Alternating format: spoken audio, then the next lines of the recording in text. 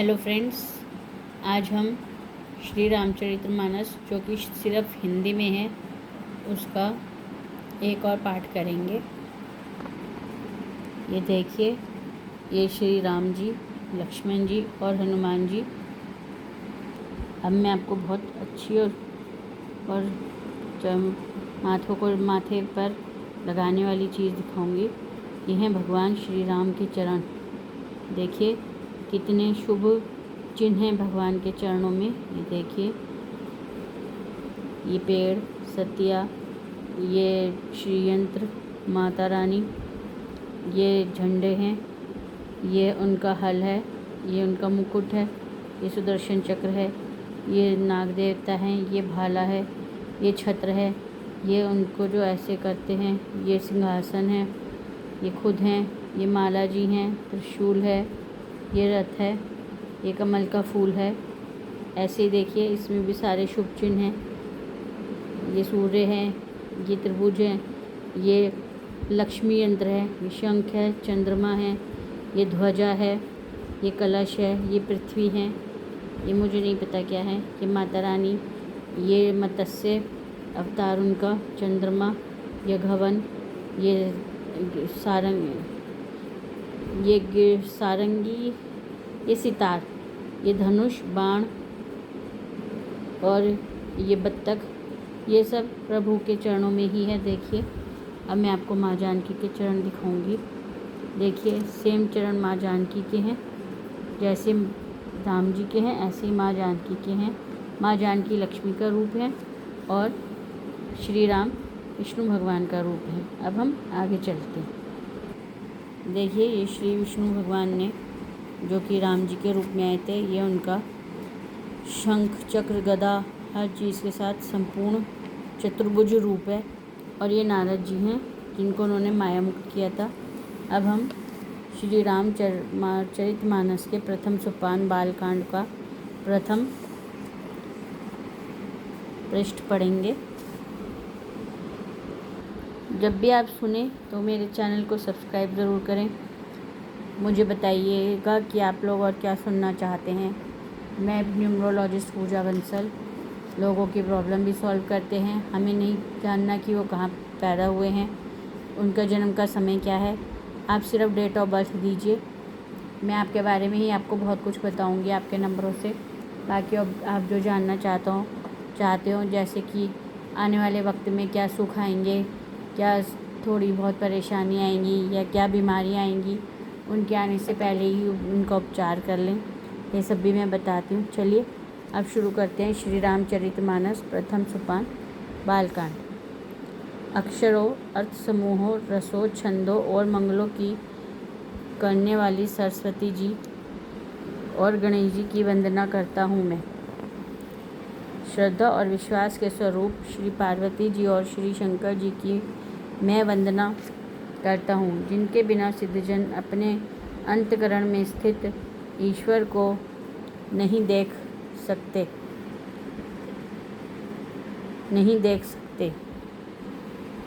एक मिनट, हाँ अब क्लियर है।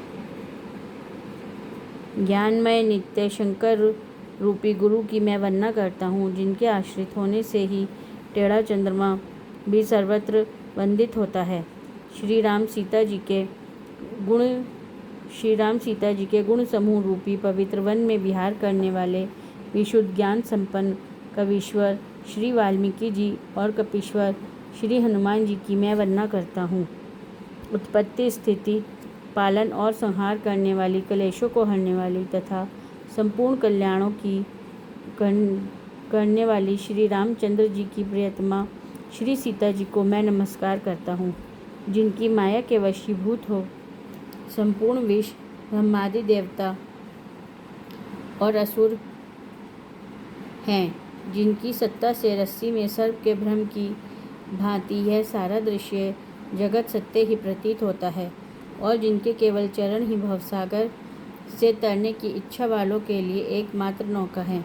उन समस्त कारणों से पर सब कारणों के कारण और सबसे श्रेष्ठ राम कहाने वाले भगवान श्री हरि की मैं वंदना करता हूँ। अनेक पुराण, वेद और तंत्र शास्त्र से सम्मत तथा जो रामायण में वर्णित हैं तथा कुछ अन्यंत्र से भी उपलब्ध श्री रघुनाथ जी की कथा को तुलसीदास जी अपने अंत्यकरण के सुख के लिए अत्यंत मनोहर भाषा में विस्तृत करता है, जिन्हें स्मरण करने से सब कार्य सिद्ध होते हैं। जो गणों के स्वामी और सुंदर हाथी के मुख वाले हैं, वे ही बुद्धि के राशि और शुभ गुणों के धाम श्री गणेश जी मुझ पर कृपा करें, जिनकी कृपा से गूंगा बहुत सुंदर बोलने वाला हो जाता है और लंगड़ा लूला दुर्गम पहाड़ पर चढ़ जाता है। वे कलयुग के सब पापों को जला डालने वाले दयालु भगवान मुझ पर द्रवित हो दया करें। जो नीलकमल के समान श्याम वर्ण हैं, पूर्ण खिले हुए लाल कमल के समान जिनके नेत्र हैं और जो सदा क्षीर सागर में शयन करते हैं, वे भगवान नारायण मेरे हृदय में निवास करें। जिनका कुंद के पुष्प और चंद्रमा के समान गौर शरीर है, जो पार्वती जी के प्रियतम और दया के धाम हैं, जिनका दीनों पर स्नेह है, वे कामदेव का मर्दन करने वाले शंकर जी मुझ पर कृपा करें। मैं उन गुरु महाराज के चरण कमल की वंदना करता हूँ, जो कृपा के समुद्र और नर रूप में श्री हरि ही हैं और जिनके महामोह रूपी घने अंधकार के नाश करने के लिए सूर्य किरणों के समूह हैं। मैं गुरु महाराज के चरण कमलों के रज की वंदना करता हूँ, जो सुरुचि सुंदर स्वाद सुगंध और अनुराग रूपी रस से पूर्ण है। वह अमर मूल संजीवनी जड़ी का सुंदर चूर्ण है, जो संपूर्ण भव रोगों के परिवार को नाश करने वाला है। जो रजस्कृति पुण्यवान पुरुष रूपी शिवजी के शरीर पर सुशोभित निर्मल विभूति है और सुंदर कल्याण और आनंद की जननी है। भक्त के मन रूपी सुंदर दर्पण के मैल को दूर करने वाली और तिलक करने से गुणों के समूह को वश में करने वाली है। श्री गुरु महाराज के चरण नखों की ज्योति मणियों के प्रकाश के समान है, जिसके स्मरण करते ही हृदय में दिव्य दृष्टि उत्पन्न हो जाती है। वह प्रकाश ज्ञान रूपी अंधकार का नाश करने वाला है। वह जिसके हृदय में आ जाता है, उसके बड़े भाग्य हैं। उसके हृदय में जाते ही हृदय के निर्मल नेत्र खुल जाते हैं और संसार रूपी रात्रि के दोष मिट जाते हैं। एवं श्री रामचरित्र रूपी मणि और माणिक्य गुप्त और प्रकट जहाँ जो जिस खान में हैं, सब दिखाई पड़ने लगते हैं। जैसे सिद्धांजन को नेत्रों में लगाकर साधक सुख और साधक सिद्ध और सुजान पर्वतों वनों और पृथ्वी के अंदर कौतुक से ही बहुत सी खाने देखते हैं। श्री गुरु महाराज के चरणों की रज कोमल और सुंदर नैनामृत अंजन है, जो नेत्रों के दोषों का नाश करने वाला है। उस अंजन से विवेक रूपी नेत्रों को निर्मल करके मैं संसार रूपी बंधन से छुड़ाने वाले श्री रामचरित्र का वर्णन करता हूँ। पहले पृथ्वी के देवता ब्राह्मणों के चरणों की वंदना करता हूँ, जो अज्ञानता से उत्पन्न सब संदेहों को हरने वाले हैं, और फिर सब गुणों की खान संत समाज को प्रेम सहित सुंदर वाणी से प्रणाम करता हूँ। संतों का चरित्र कपास के चरित्र जीवन के समान शुभ है, जिसका फल नीरस विशद और गुणमय होता है।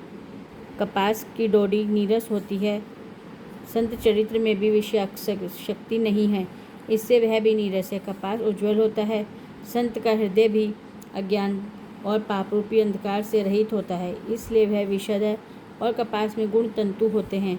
इसी प्रकार संत का चरित्र भी सद्गुणों का भंडार होता है, इसलिए वह गुणमय है। जैसे कपास का धागा सुई के लिए छेद को अपना तन देकर ढक देता है, अथवा कपास जैसे लोढ़े जाने वाले काते जाने और बुने जाने का कष्ट सहकर भी वस्त्र के रूप में परिणित होकर दूसरों के गोपनीय स्थानों को ढकता है, उसी प्रकार संत स्वयं दुख सहकर दूसरों के छिद्रों को ढकता है, जिसके कारण उसे जगत में वंदनीय यश प्राप्त किया है।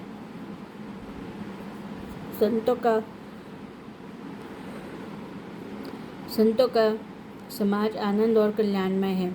जो जगत में चलता फिरता तीर्थराज प्रयाग है, जहाँ उस संत समाज रूपी प्रयागराज में राम भक्ति रूपी गंगा जी की धारा है, और उस ब्रह्म विचार का प्रचार सरस्वती जी में है। विधि और निषेध, यह करो और यह ना करो रूपी कर्मों की कथा कलयुग के पापों को हरने वाली है। सूर्य तनया यमुना जी हैं और भगवान विष्णु और शंकर जी की कथाएं त्रिवेणी रूप से सुशोभित हैं, जो सुनते ही आनंद और कल्याणों की देने वाली हैं। उस संत समाज रूपी प्रयाग में अपने धर्म में जो अटल विश्वास है वह अक्षयवट है और शुभकर्मी उस तीर्थराज का समाज परिकर है। वह संत समाज रूपी प्रयागराज सब देशों में सब समय सभी को सहज ही में प्राप्त हो सकता है और आदरपूर्वक सेवन करने से कलेशों को नष्ट करने वाला है। वह तीर्थराज अलौकिक और अकथनीय है एवं तत्काल फल देने वाला है। उसका प्रभाव प्रत्यक्ष है। जो मनुष्य इस संत समाज रूपी तीर्थराज का प्रभाव प्रसन्न मन से सुनते हैं और समझते हैं और फिर अत्यंत प्रेम पूर्वक इसमें गोते लगाते हैं, वे इस शरीर के रहते ही धर्म, अर्थ, काम, मोक्ष चारों फल पा जाते हैं। आज का इति। जो भी मेरे फ्रेंड्स हैं, आप जो भी इस वीडियो को देखें, प्लीज़ मेरे चैनल को सब्सक्राइब करें। मैं रोज़ थोड़ा थोड़ा पढ़ूँगी जिससे कि आपको समझ आए। मेरा फ़ोन नंबर है 9810835283। किसी को मुझसे कोई बात करनी हो तो आप मुझे व्हाट्सएप पे मैसेज कर सकते हैं, कॉल कर सकते हैं, मैसेज और कॉल कर सकते हैं। आप मुझे मेरे चैनल को सब्सक्राइब ज़रूर करें। मैं रोज़ सुबह 5:30 से 6 के बीच में उगते सूर्य के दर्शन कराती हूँ। लाइव जाते हैं, उस समय कैसा मौसम है, कैसे नेचर रंग बदलती है हम सब, और हमारे यहाँ पर बहुत सारी नई चिड़ियाएँ हैं, पंछी हैं जिनकी कि हम आपको ओरिजिनल वॉइस सुनाते हैं। तो आप प्लीज़ चैनल को सब्सक्राइब करें और हो सके तो सुबह लाइव पर आएँ ताकि आपको भी दर्शन चिड़ियाओं के और सूर्यदेव के दर्शन हो। आज के युग में सब ऐसे में ही सोना पसंद करते हैं, इसलिए हम नेचर से जुड़ते हैं। नेचर में आप सुबह मेडिटेशन करेंगे तो आपको बहुत अच्छा लगेगा। धीरे धीरे अंदर की बीमारियां कम होनी शुरू हो जाएंगी। आइए हमारे साथ सुबह 5:30 से 6 के बीच में सब्सक्राइब करें और बेल बटन को प्रेस करेंगे तो आपके पास नोटिफिकेशन जाएगी जब भी हम लाइव होंगे। चलिए आज इतना ही, मिलते हैं कल फिर से।